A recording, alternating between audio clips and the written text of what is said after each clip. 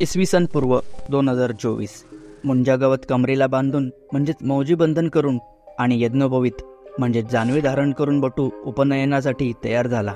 त्याच्या 2 जन्मांपैकी पहिला शारीरिक जन्म तर त्याने घेतला. आता तो त्याचा दुसरा भौतिक जन्म घेणार आहे आणि द्विज म्हणून ओळखला जाणार आहे. आचार्य आणि वडिलांच्या उपस्थितीत 16 संस्कारांपैकी हा मुंजेचा 13वा संस्कार विधिवत पार करून आणि व्रतबंध होऊन स्वतःच्या शिक्षणावर लक्ष केंद्रित करण्यासाठी बटू गुरुकुलात गेला. गुरुकुलात दीक्षा घेतल्यानंतरच आचार्य किंवा कुलगुरू त्याची सोडमुंज करून त्याला प्रपंच किंवा गृहस्थाश्रमात प्रवेश करण्यास अनुमती देतील. तो कोणी साधू किंवा ब्रह्मचारी नाही. त्याचीही प्रपंचादी करण्याची इच्छा आहे.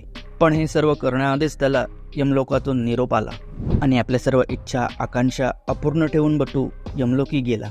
पण त्याचा अतृप्त आत्मा मात्र इथेच राहिला. बटू असल्या कारणाने त्याला जमिनीत पुरलं गेलं आणि बाजूलाच पिंपळाचं झाड लावलं गेलं आणि आता त्याचा 3रा जन्म होत आहे मुंजा म्हणून. इसवी सन पूर्व 1996 28 वर्ष झाली बटूला जाऊन, पण बटू अजूनही लोकांना या पिंपळाच्या झाडावर रडताना दिसतो. कुणी त्याला खड्ड्यातला मुंजा म्हणतो तर कुणी त्याला पिंपळावरचा मुंजा. लहान मुलाप्रमाणे फार हट्टी हा मुंजा. एकदा का कुणाला पकडलं की त्याची पकड सोडण्यासाठी तंत्रमंत्रही कामी येत नाहीत. तरीही गावची टवाळ पोरं आणि रिकामटेकडी माणसं या पारावर दिवसभर लोकांची टिंगल चेष्टा करत गॉसिप करत बसलेली असतात. म्हणूनच तर बटूला त्याच्या आजोबा नेहमी सांगत की पिंपळाजवळ जाऊ नको, तिथे दिवसा वेगळे मुंजा आणि रात्री वेगळे मुंजा राहतात. या पिंपळालाच बघून कोणाची हिंमत होईल रात्री तिथे जाण्याची. एखादा केस मोकळे सोडलेल्या चेटकिणीप्रमाणे भासतो हा. पण काय शोकांतिका आहे. आज बटूच एक मुंजा बनून या पारावर बसला आहे. अशाच एका मुंजाची गोष्ट घेऊन क्लासमेट, फाफे, झोंबिवली आणि उलाढाल यांसारख्या गाजलेल्या मराठी चित्रपटांचे तसेच थोडीसी मनमानिया, द शोले गर्ल यांसारख्या 12 वाजलेल्या हिंदी चित्रपटांचे दिग्दर्शक आदित्य सरपोतदार यावेळी अजून एका हिंदी चित्रपटासोबत आपल्या भेटीला आले आहेत. पण यावेळी त्यांनी मात्र मागच्या सर्व हिंदी चित्रपटांची कसर भरून काढली आहे. कोणीही मोठा स्टार नसताना पाण्यासारखा पैसा ओतलेला दिसतो, खास करून VFX आणि SFX वर.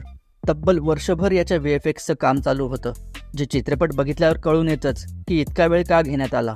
चित्रपटाचा स्टार, ज्याच्या नावावर हा चित्रपट आहे, असा हा मुंजा पूर्ण CGI कॅरेक्टर. काही ठिकाणी इरिटेटिंग जरी वाटला तरी फन कॅरेक्टर. 2 तास 3 मिनिटं हा चित्रपट चांगलंच मनोरंजन करतो. उगाचच गाणी भरून त्याची लेंथ वाढवली नाही, हे चांगलं केलं. आणि जे एक गाणं वाजतं तेही अरिजितचं आहे, म्हणजे ते चांगलं असणार याबाबत शंकाच नाही.